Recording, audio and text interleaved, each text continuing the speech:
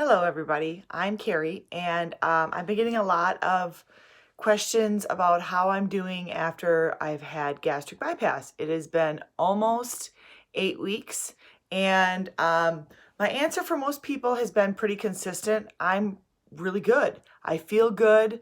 Everything's going well. I can't complain. But the truth is, there are multiple sides to the process for me, and each person is absolutely completely different. So I'm just going to tell you a couple things. I plan to do a whole thing about 3 months from now, and I'm going to put that through the Elroy Library where I work. Anyway, at 8 weeks, I'm at about 40 pounds less than what I was when I started the journey. And the journey takes 6 months before you even get an operation. You have to approve it with your insurance, and each insurance is different. You have to meet with doctors, dietitians. You have a whole team. I'll explain that more in detail afterwards. But I started out at 310 pounds, and right now I'm at 270.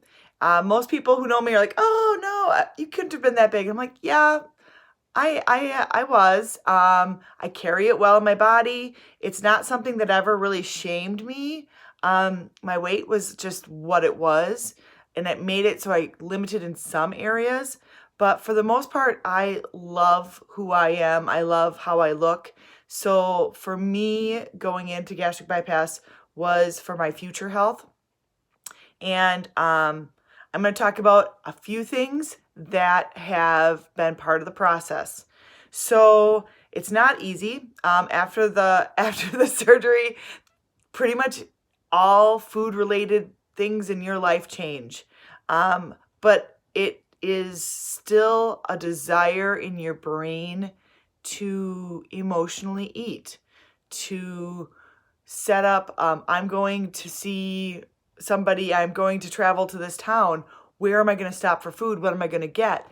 And right now, that's not reality. And it won't be for me for a very long time. You start out with liquids, and you have to consume so much protein so that the muscles in your body continue to survive, while the rest of your body pretty much feeds off of, all your systems feed off the fat in your body. It's the best way I can describe it. But what happens is you get brain fog, which is like sort of, oh, I don't really know what's going on. And you revolve around putting the right amount of, I guess, proteins and fluids in your body. And after a couple weeks of fluids, you go to pureed, which seems really great at the time, but then you're with pureed for a while. At 6 weeks, you can start to introduce more soft foods.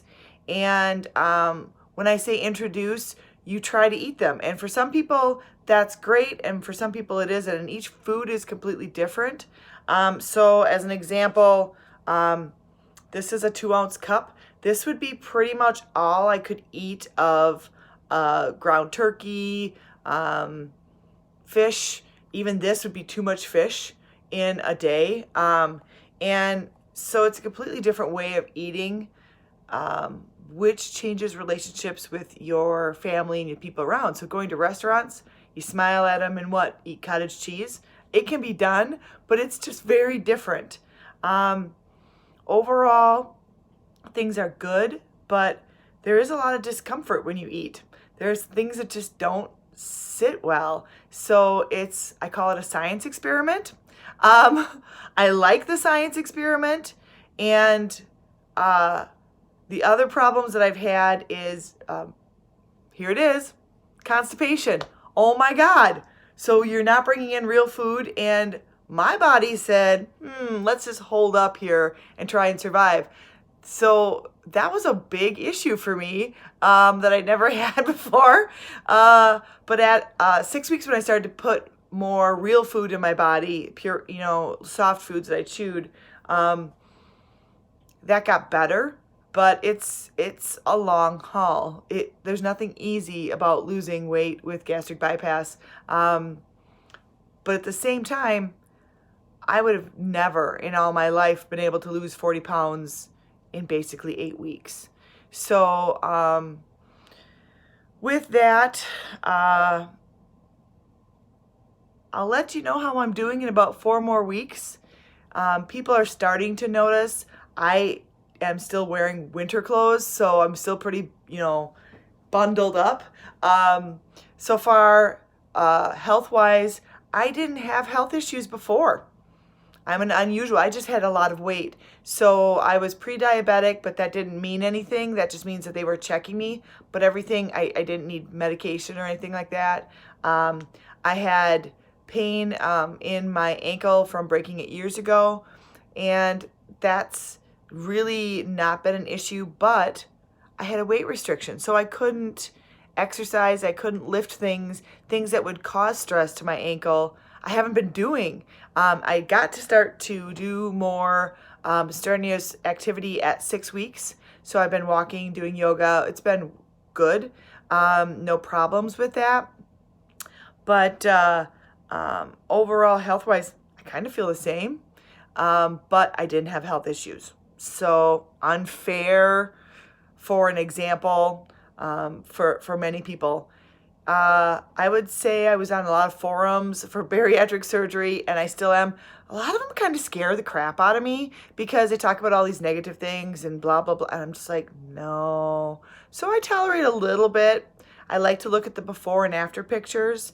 My biggest advice for if you're going to do the journey, first off, know it's going to be a really long time before you get to a surgery date. Just because you want it doesn't mean that the team says, here you go. You have to work to get there. So far, it's been worth it for me. And I don't want to discourage anybody. But I also don't want you to think it's super easy. But for me, each person goes in different. I didn't have health problems before. Haven't seen an improvement that way. So far, 2 comments have been made at me. One was my boyfriend said, my hands looked skinnier, of all the things. But I measure once a week and I weigh once a week. So I measure all my body parts. And of course, it came mostly off of 2 places, top and bottom. And you know what I mean by that. But I didn't measure my hands. Who knew? And I lost like 1 inch on my neck. I'm a fan of that. And you can see it like in some pictures. And I've seen it when I put my hair up more, when my hair's down. This is the showcase right there. Anyway, if you're thinking about the journey, go for it. I would say go to your insurance rules and see what those are first to see what you have to do to qualify. I went through SSM in Baraboo and then through Madison. I had Dr. Bendewald. He was one cool cat.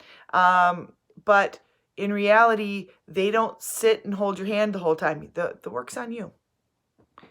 But that's okay because, it's my life. Anyway, I'm going to end, and I hope that was helpful and not dissuading. Have a great day.